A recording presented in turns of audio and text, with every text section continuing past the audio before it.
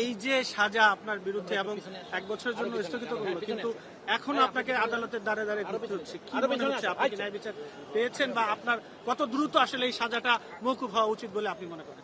আমি প্রথমেই সাংবাদিক ভাই যারা সবাই আমার জন্য সাহায্য করছেন, চেষ্টা করছেন, কথা বলতে অনুমতি দিচ্ছেন, তাদেরকে ধন্যবাদ জানাতে চাই।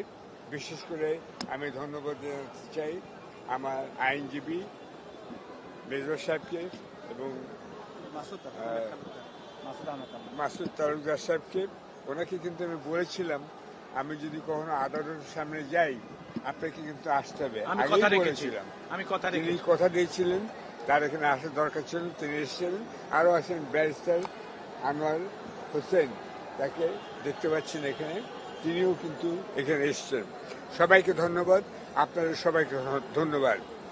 আমি কয়েকটা পয়েন্ট বলবো খুব সংক্ষেপে, সময় নষ্ট করতে চাই না আপনাদের মূল্যবান সময়। তো এখানে একজন অনেক অনভিজ্ঞ লোকের নাম করা হয়েছে, তিনি হচ্ছে সজীব ওয়াজেদ জয়। আমি তার নাম উচ্চারণ করতে চাচ্ছিলাম না, কিন্তু আপনারা সবাই তার নাম উচ্চারণ করছেন। তারই অপহরণ মামলায় আমি এখানে আছি, তথাকথিত একটা মামলায়, যেটা নিউ ইয়র্কে ডিসমিস করা হয়েছে এবং নিউ ইয়র্কে বলে দেওয়া হয়েছে এই মামলায় শফিক রহমানের নাম যেন কোথাও না থাকে। যদি আপনাদের সেই মামলার সারসংক্ষেপ চান অথবা পূর্ণ মামলার বিবরণ চান, আমার উকিল সাহেবের কাছে পেয়ে যাবেন আপনারা। আমার নাম আমেরিকাতে নাই, 10,000 মাইল দূরে যেখানে মামলা হয়েছিল। নাও আমি আপনাদের একটা চ্যালেঞ্জ দিচ্ছি, চ্যালেঞ্জ চ্যালেঞ্জ চ্যালেঞ্জ। আপনারা সবাই, পত্রিকা যারা আছেন, ফটোগ্রাফার যারা আছেন, টিভিতে যারা আছেন, আপনারা খুঁজে বের করুন সজীব ওয়াজেদ জয় কিভাবে এবং কেন আমেরিকায় যেতে হয়েছিল তাকে। আপনারা সেটা দেখেন না কেন? আজকে আমার বিরুদ্ধে মামলা হচ্ছে, আপনারা খুঁজে বের করুন। আব্দুল্লাহ মিন্টুর সামনে, বাড়ির সামনে মধ্যরাতে একটা গাছের গোড়ায় কিভাবে জনতা ব্যাংকের একজন স্টাফ গাছে পিষ্ট হয়ে মারা যান। সেই গাড়ি কে চালাচ্ছিল, সেই গাড়ির চালক কে ছিল এবং সে কোথায় এখন, এইটা আপনারা বের করেন, তাহলে আমার প্রশ্নের উত্তর পেয়ে যাবেন। আপনাদের সবাই উচিত, আমি কাগজ দেখবো আপনারা লিখেছেন কিনা। এটা আমার বিরুদ্ধে হত্যা মামলা হচ্ছে কেন?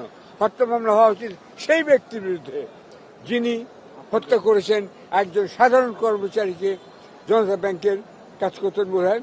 তাদের আত্মীয়স্বজনকে অনুরোধ করছি আপনারা এগিয়ে আসুন, এদের সবাইকে বলুন আমার স্বামী, আমার ভাই, আমার ছেলেকে হত্যা করেছে যে, তাকে নিয়ে আসুন, তাকে এখানে হাজির করুন। এটা আমি বলছি, এই নাম আমি উচ্চারণ করতাম না, কিন্তু বারবার এই লোকটার নাম বলছেন।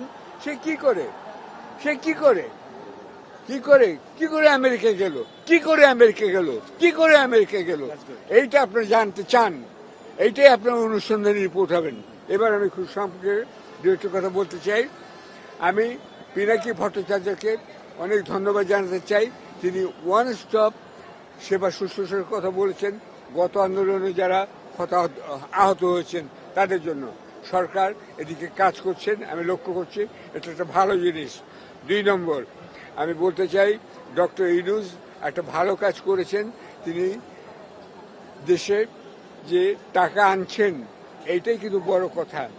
আপনারা নির্বাচন চাচ্ছেন অনেকে, কিন্তু মনে রাখতে হবে যারা চাইছে নির্বাচন তাদেরকে বলতে হবে দুটি কথা। টাকা আসবে কোত্থেকে?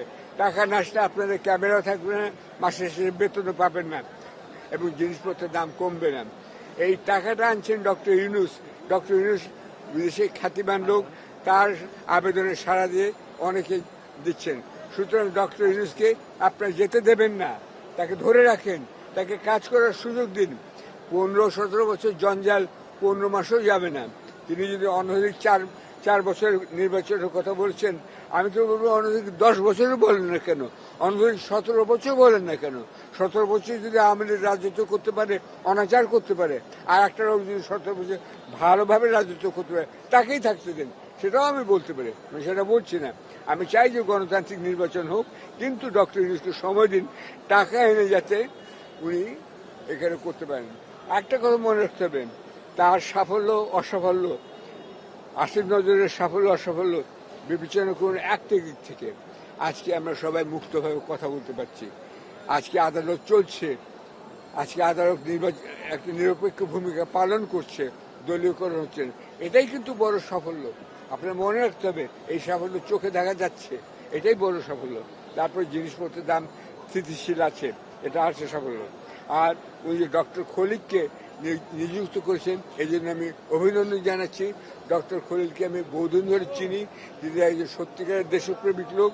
এই প্রসঙ্গে আমি বলতে চাই, আরও একজন উপদেষ্টা কথা আপনারা বিবেচনা করতে পারেন, গ্রিক গ্যালারির ডক্টর শহীদুল আলম।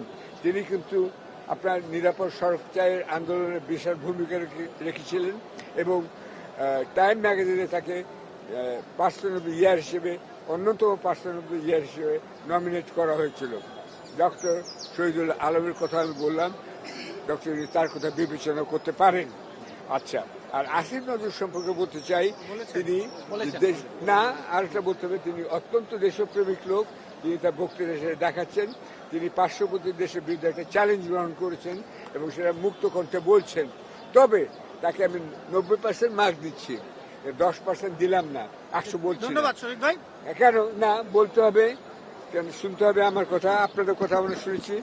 আমাকে যে এই যে মামলা, মিথ্যা মামলা থেকে অব্যাহতি দিতে হবে, এই চার্জ ফেলে দিতে হবে। আসিফ নজরুল সাহেব করতে পারেন, আইনমন্ত্রী হিসেবে তিনি যে করবেন, ধন্যবাদ তাকে সেদিন দেবো। আর আমি বলবো, যেসব রাজনৈতিক নেতা কর্মী এখনো জেলে আছেন, প্লিজ প্লিজ তাদের সবাইকে এক ঘোষণায়, সেখানে তারেক রহমান, ম্যাডাম খালেদা জিয়া, মির্জা ফখরুল এবং অন্য যারা আছেন, সবার যেন এক ঘোষণায় মুক্তি দেওয়া হয়, এইটুকু কামনা করছি।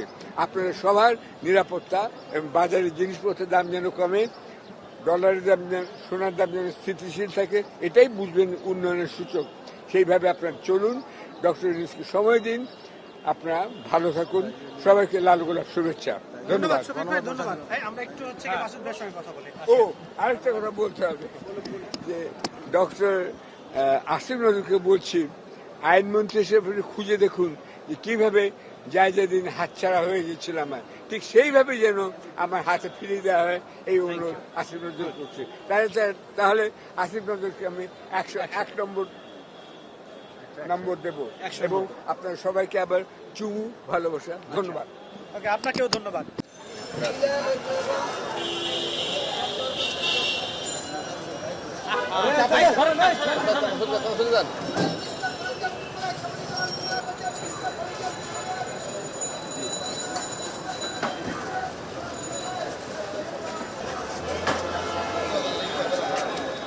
ভাই মোবাইল একটু